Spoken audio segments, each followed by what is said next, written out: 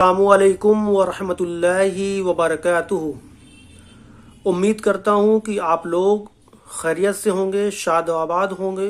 اللہ تعالیٰ آپ کی روزی روزگار میں برکت عطا فرمائیں، جو بھی پریشانیاں ہیں پریشانیوں کو دور فرمائیں، جو بیمار ہیں انہیں شفائے کاملہ عطا فرمائیں۔ جن لوگوں نے میرے چینل کو ابھی تک سبسکرائب نہیں کیا ہے پلیز میرے چینل کو سبسکرائب کر لیں اور بیل آئیکن بٹن ضرور دبا دیں، جس سے اگر کوئی بھی ویڈیو ڈالوں تو آپ تک سب سے پہلے پہنچے۔ آج میں آپ لوگوں کے سامنے ایک مسئلہ لے کر حاضر ہوا ہوں، جس کو بہت کم لوگ جانتے ہوں گے، بہت ہی کم لوگ سنے ہوں گے۔ یہ شاید ہے کہ پہلی بار بھی سن رہے ہوں کچھ لوگ۔ جس طریقے سے طلاق ہوتا ہے، اگر کوئی مرد اپنی عورت کو طلاق دے دیتا ہے، 3 بار طلاق دے دیا، تو وہ عورت اس کے لیے حرام ہو گئی، کیونکہ طلاق ہونے کے بعد جو پہلے رشتے ہوتے ہیں وہ پہلے جیسے نہیں رہ جاتے۔ اسی طریقے سے ایک مسئلہ ہے زہار۔ زہار بہت کم لوگ جانتے ہوں گے، بہت کم لوگ سنے بھی ہوں گے۔ مجھے امید ہے کہ شاید بہت ہی کم لوگ جانتے ہوں گے۔ یہ شاید کچھ لوگ پہلی بار بھی سن رہے ہوں گے۔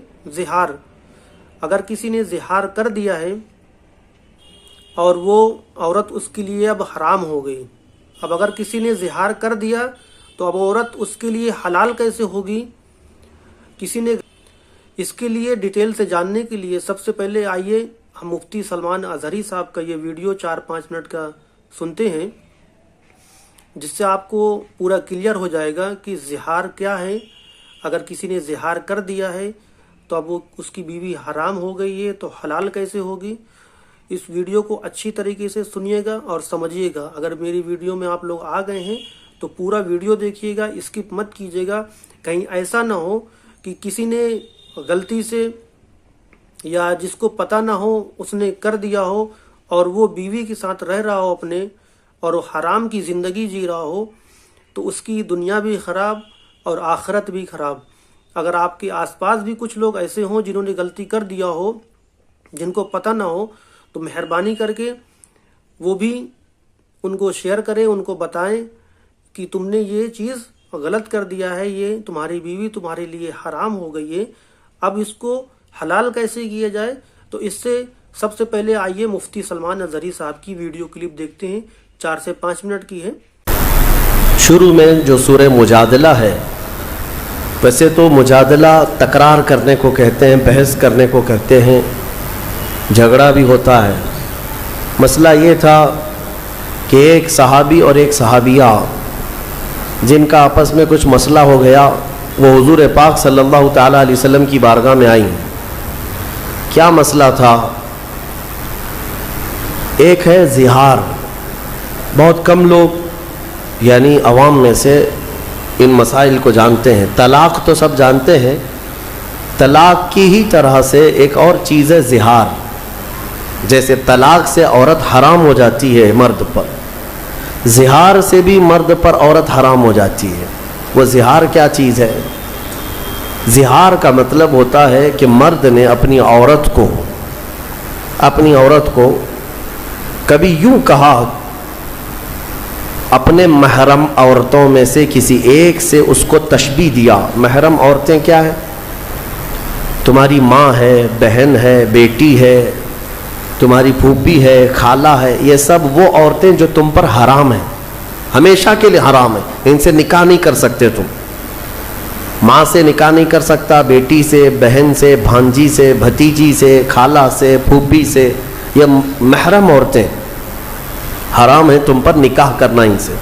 ان عورتوں میں سے کسی ایک سے تم نے اپنی بیوی کو تشبیہ دیا، ایسے کہا کہ تو میرے لیے میرے ماں کے فلاں چیز کی طرح ہے، یا تو میرے لیے میری بیٹی کی طرح ہے، یا میری بہن کی طرح ہے۔ اس کو کہتے ہیں زہار۔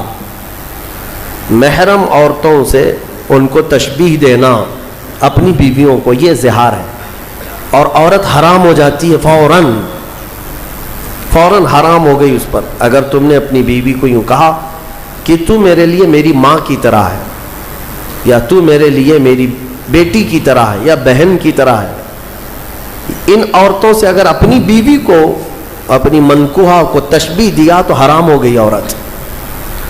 ایک صحابیہ کے ساتھ ایسا معاملہ ہوا. خاتون عمر دراز تھی, دونوں کی بھی عمر ہو چکی تھی. وہ روتے ہوئے حضور پاک صلی اللہ علیہ وسلم کی بارگاہ میں آئیں, کہا کہ اتنے سال تو ہم اچھے خاصے رہے, اب جا کر کے میرے شوہر نے مجھے یوں کہہ دیا ہے کہ تو میرے لیے میری ماں کے مثل ہے, کیا کریں؟ تو وہ آ کر کے حضور پاک صلی اللہ علیہ وسلم کی بارگاہ میں بار بار سوال کر رہی تھی. تو رسول کریم صلی اللہ تعالیٰ علیہ وسلم وحی کے اترنے کے انتظار میں تھے کہ اللہ تعالیٰ اس کا حکم کیا فرمائے گا. تو اللہ تعالیٰ نے پوری سورہ اتار دی. قد سمع اللہ قول التی تجادلک فی زوجہا, تحقیق کہ اللہ نے اس خاتون کی بات سن لی جو اپنے شوہر کے معاملے میں آپ سے بحث کر رہی ہے. وتشتکی الی اللہ, اور اللہ کی بارگاہ میں شکایت کر رہی ہے کہ میرا معاملہ کیا ہے, بتا دیا جائے. تب رب تبارک و تعالیٰ نے پورے احکامات اس میں بیان کر دے کہ عورتوں کو اگر کسی نے اپنے ماں کے مثل کہا تو پہلی بات تو یہ, عورتیں تمہاری نہ ماں ہیں, نہ تمہاری بیٹیاں ہیں, نہ تمہاری بہنیں ہیں. اس طرح کی بات کہنا حرام ہے. لیکن اگر کسی نے ایسا کیا ہے تو اب یہ زہار کے بعد واپس عورت کو حلال ہونا ہے تمہارے نکاح میں, تو اس کے لیے کیا ہے, توجہ چاہتا ہوں.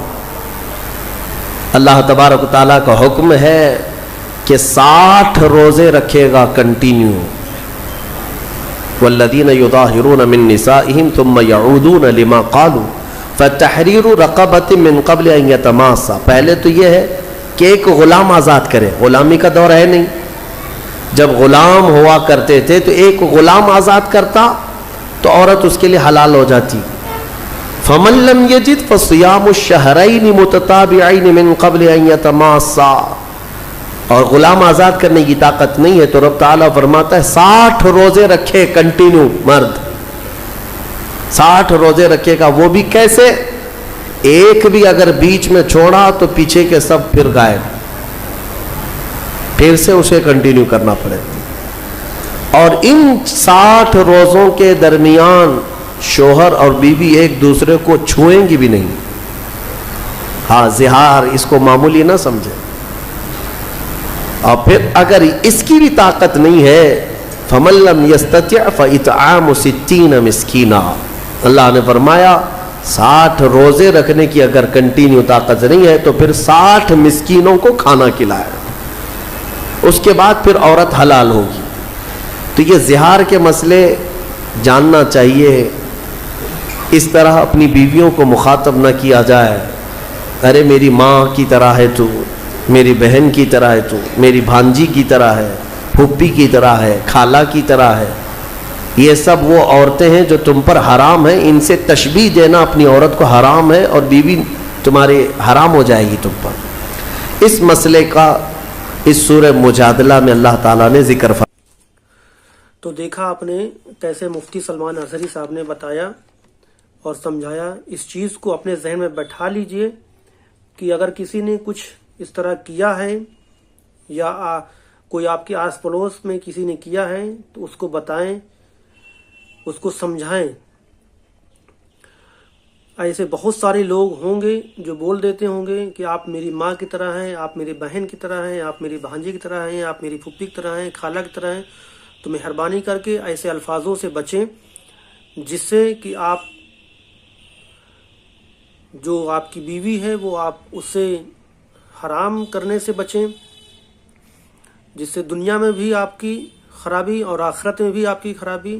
اللہ تعالی ہم سب کو ان سب چیزوں سے بچائے. السلام علیکم.